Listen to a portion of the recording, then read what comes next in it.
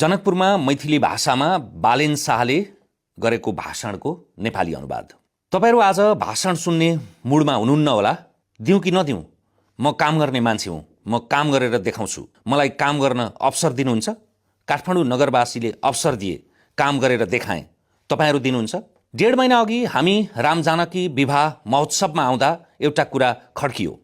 विश्वको सबैभन्दा प्रसिद्ध रामजानकी विवाह यहाँ भयो, तर मधेसी नेपाली सबै डेस्टिनेसन वेडिङ गर्न जनकपुर नभएर जयपुर जान्छौँ।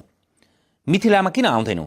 रामजानकीको प्रसिद्ध विवाह जनकपुरमा हुन्छ भने डेस्टिनेसन वेडिङका लागि बालीमा किन जाने? मिथिलाको सरसफाई, सुन्दरता र आकर्षण बनाउन सरकारको नीति नियम खोइ। 2वटा कुरा प्रश्न भएको छ। पहिलो, मधेसमा पहिलो पटक सबै पार्टीका मान्छे आएका छन्। यहाँ एउटा मात्रै पार्टीको मान्छे छैन। दोस्रो, जनकपुर एउटा कुराका लागि 1 वर्ष अघि निकै खुसी भयो। एनपीएलको उपाधि जित्दा मधेसमा एउटा पार्टी होइन, सिङ्गो मधेसले खुसी मनाए। त्यसै गरी सबै मानिसहरू खुसी हुनुपर्छ। देशको विकास जनकपुरसम्म फैलिनुपर्छ। मलाई काठमाडौँ र मधेसमा धेरैले सोधिरहेका छन्, प्रदेशको विषयमा राष्ट्रिय स्वतन्त्रता पार्टीको धारणा के हो? म जवाब दिन्छु, राष्ट्रिय स्वतन्त्रता पार्टी प्रदेशलाई अझै बलियो बनाउने पक्षमा छ। प्रदेश सरकारको काम एउटा वडामा 50,000 धारा जोड्ने होइन, 3-4 पालिका जोड्ने हो।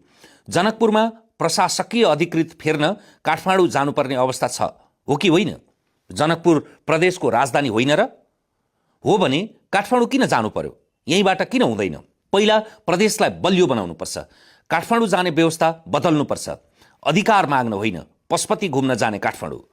पशुपतिनाथ, स्वयम्भूनाथ दर्शन गर्न जाने हो, अधिकार माग्न जाने होइन। करिब 4 वर्ष मैले काठमाडौँको मेयरका रूपमा काम गर्दा दैनिक माइतीघर मण्डलामा उखु किसान, मिटर ब्याज पीडितहरू धरनामा बस्नुहुन्थ्यो। म मुखदर्शक भएर बस्नु पर्यो। मेयरका रूपमा केही गर्न सकिनँ। अब तपाईहरु सोच्नुहोस्, मेयर भएर 35 पालिकाहरूलाई एम्बुलेन्स दिन सकेँ भने सङ्घ सरकारका गएर के गर्न सक्छु?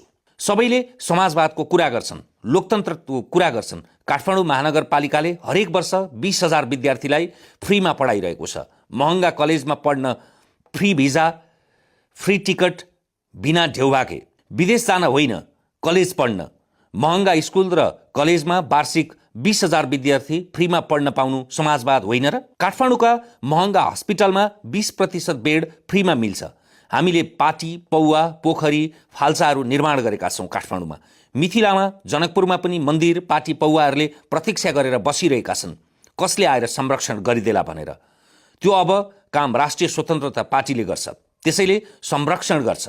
यसका लागि हामीलाई काम गर्न दिनुपर्छ, अवसर दिनुपर्छ। म आज पहिलो पटक भाषण दिँदैछु। मेयर पदमा राजीनामा दिएर फुर्सद पाएँ। 4 वर्ष फुर्सद नै थिएन, कसरी भाषण दिनु? नेपालमा टुरिस्ट 10 लाख आउँछन्, जबकि भारतको अयोध्यामा मात्रै 10 करोड टुरिस्ट आउँछन्। हाम्रो जानकी माताले मात्रै 1 करोड टुरिस्ट ल्याउनु पर्ने हो। एउटा मधेसिया केटो प्रधानमन्त्री बन्छ भनेर घन्टीमा भोट हाल्ने होइन,